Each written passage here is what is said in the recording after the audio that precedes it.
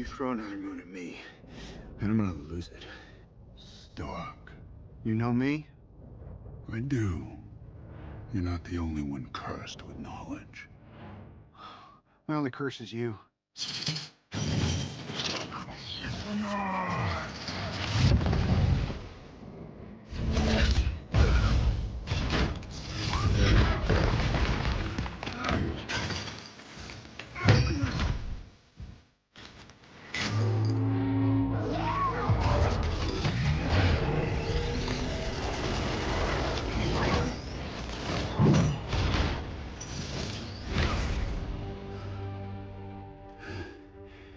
All that for a drop of blood.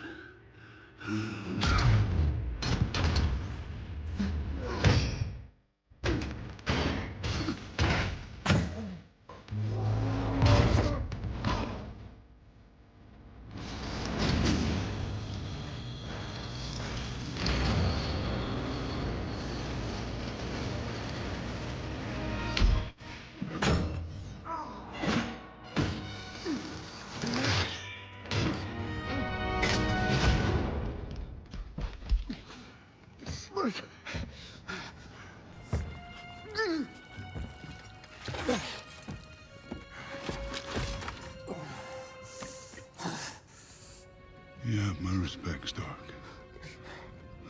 When I'm done, half of humanity will still be alive.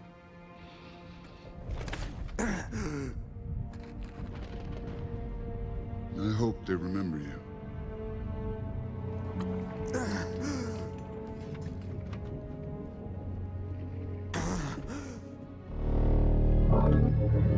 Stop!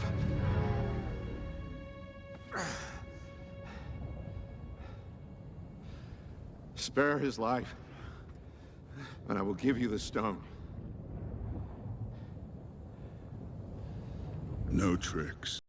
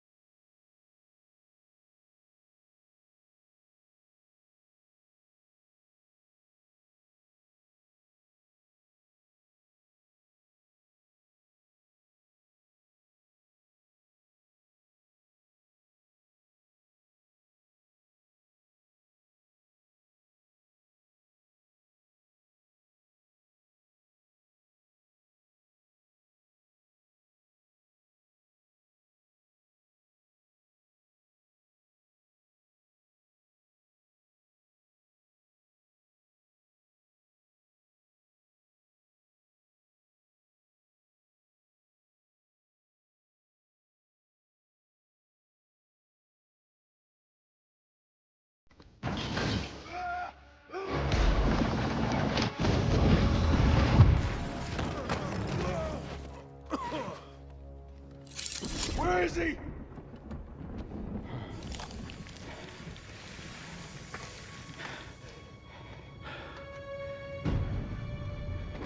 Did we just lose?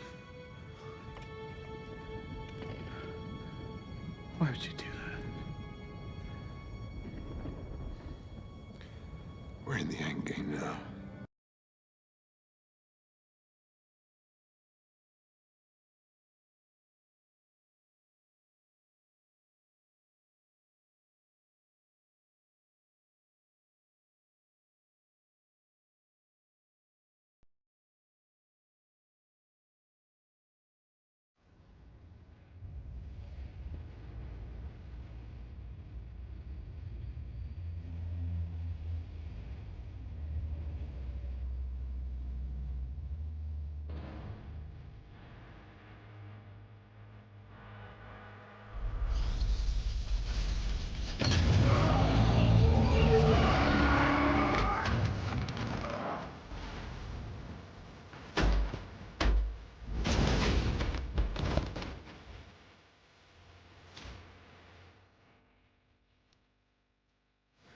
I am inevitable.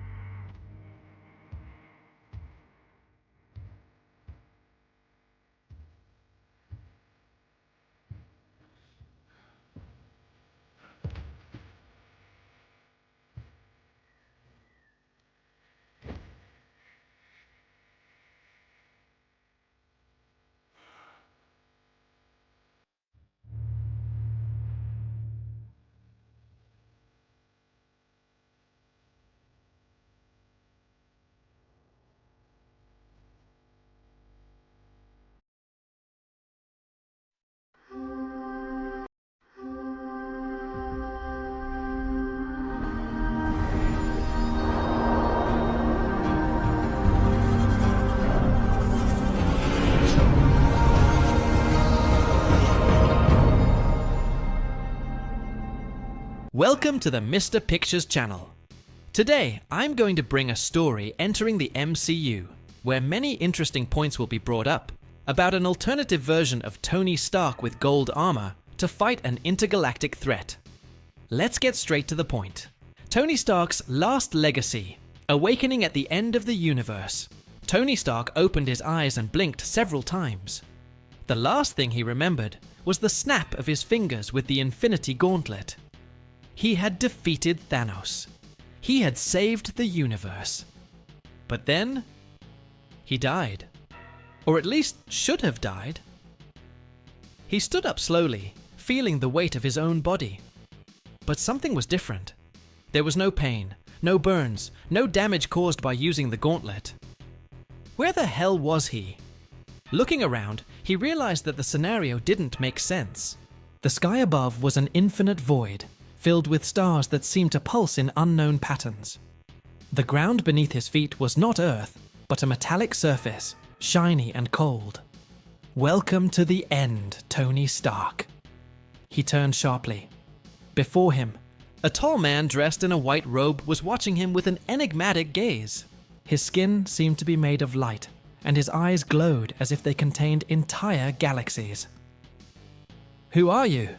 Tony asked, feeling his mind already starting to work on 1,000 hypotheses. The being smiled slightly. "I'm the Watcher." Tony crossed his arms. "Okay, is this some kind of post-mortem delusion? Because if it is, I have to say I was expecting something less depressing." The Watchman remained expressionless. "You're not dead, Tony Stark, but you're not alive either. You were pulled to this point in time and space for a greater reason." Tony frowned. "And what would be that reason?" The Watcher took a deep breath before speaking. "You saved one universe, but in doing so, you doomed another." Tony was silent for a moment. "You'll need to be more specific." The Watcher extended his hand, and a holographic projection appeared. Tony saw distorted images of a reality he didn't recognize. Cities were on fire. Fallen heroes lay in ruins. At the center of it all, man in gold and black armor, raising a handful of cosmic energy. Tony's blood ran cold. He knew that armor design. It was his. "This can't be real." The Watcher looked directly at him. "This is a version of you, Tony Stark. A version that realized that to save the universe, it was not enough to destroy villains. It was necessary to rule everything, to be the only absolute truth." Tony swallowed. "And you want me to fix it?" The Watcher nodded. "You are the only person who can stand up to him. You must stop his own rise to power." Tony ran a hand over his face and laughed humorlessly. "Great, now I'm hunting the evil version of myself. This sounds like a typical day in my life." The Watcher watched him for a moment before speaking. "This will be your toughest battle, Tony Stark, because to beat him, you'll need to be more than Iron Man." Tony looked at the projection of his corrupted version and took a deep breath. He had faced gods, titans, and aliens, but he had never faced himself. And that was a problem. Returned to the battlefield, Tony felt an energy envelope his body. Before he could react, he was pulled into the dimensional vortex created by the Watcher. In the blink of an eye, he found himself in a devastated world. The air was heavy. The smell of destruction and blood permeated the environment. And then he saw it. On the horizon, an immense golden palace rose in the center of what was left of New York. Technological towers floated, drones patrolled the sky, and giant suits of armor marched like armies. And at the top of that empire, he was there. Tony Stark, or rather, Doom Stark. The alternate version of himself, who had abandoned all morality and become the supreme ruler of the multiverse. Tony clenched his fists. He needed to find allies. He needed to stop this. Because if I couldn't, humanity would no longer have hope, the golden path. The golden armor gleamed under the cold light of the universe. Tony Stark traversed the far reaches of space, his thrusters propelling him to a destination few would dare visit, the domain of the Celestials. He needed answers. How to defeat the version of himself that had become Doom. The stars became blurs as he accelerated, guided by ancient coordinates that were stored in his armor. Finally, after what seemed like hours, he arrived at the scene. The Eternal Abyss. A formless void where only those who had transcended mortality could enter. Tony took a deep breath. Okay, Celestials, I hope you're home. He landed in the center of the void, and as soon as his feet touched the invisible surface, the universe around him distorted. Suddenly, he was in front of them, the Celestials. Their colossal bodies shone like living stars, each of them representing a force beyond human comprehension. Arishem the Judge was the first to speak. Iron Man, why did you come to us? Tony wasted no time.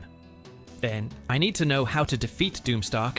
He is collapsing the lines of the multiverse and intends to rule everything. I need a way to stop him. The Celestials remained silent for a moment. Then, one of them, Exitar, the Executioner, replied, "You'll never make it alone." Tony frowned. That's not a helpful answer, friend. I need something more specific. Arishem tilted his head slightly. Doomstark has become an entity beyond human understanding. He has absorbed powers that have made him an absolute being. If you want to defeat him, you will need strengths beyond your own. Tony gritted his teeth. So what do I do? Sit and watch as he rewrites reality his way? It was then that Exitar said something that made Tony shudder. If you want hope, you must turn to those who were once by your side. Tony was silent. Those who were by your side. He knew exactly what that meant. The Avengers. But they were all dead, right? Or could it be? He felt a spark of hope. If there was a chance, however small, that his former allies could help him, he needed to try. Wasting no time, Tony activated the thrusters and left the Celestials' domain. He had a new goal. Bring back those who could prevent the multiverse apocalypse. And if that meant defying the laws of time and death, so be it. Tony Stark was ready to rewrite history. The return of the Avengers.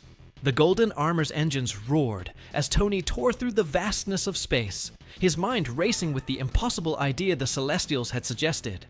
Reach out to those who were once by your side. But how? The Avengers were dead, scattered, or simply unable to face a being like Doomstark. He needed something more. And then, an idea emerged. If Doomstark had learned to manipulate time and space to shape the multiverse to his will, so could Tony Stark. His calculations were bold, bordering on insanity. But he had no choice. He would defy death itself. The first target, the god of thunder Tony, adjusted the coordinates. Destination: Asgard. Or at least what was left of it. With a sonic boom, he tore through Earth's atmosphere and into space, heading towards the wreckage of Asgard floating in the cosmos. The rubble of the ancient home of the gods still glowed with the golden energy of the destroyed Bifrost. But Tony wasn't there for the wreckage. He knew that if there was any chance of bringing Thor back, he would have to look to Valhalla. The idea seemed absurd.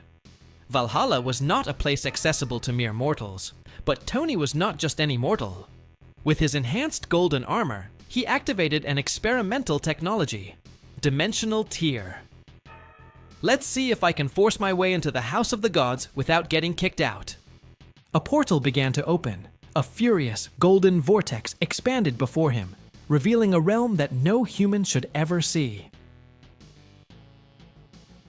Valhalla. He took a step forward and fell. When he opened his eyes, he was standing on a golden field, under an eternal sky of battles. Ancient warriors, legendary figures. And there, in the center, raising his hammer in a toast with the fallen, was he, Thor. Tony approached. The god of thunder turned around, eyes blazing like raging storms. "Stark! How the hell did you get here?" Tony smiled. Long story, but in short, The universe is screwed, and we need your hammer once again. Thor stared at Tony for a moment. Then he threw his mug of mead aside and picked up Mjolnir. Then let's crush Doom. And a new Avenger had returned. The second target, the soldier and the King Thor and Tony now had a clear goal. They needed to find other allies. Next destination, Wakanda.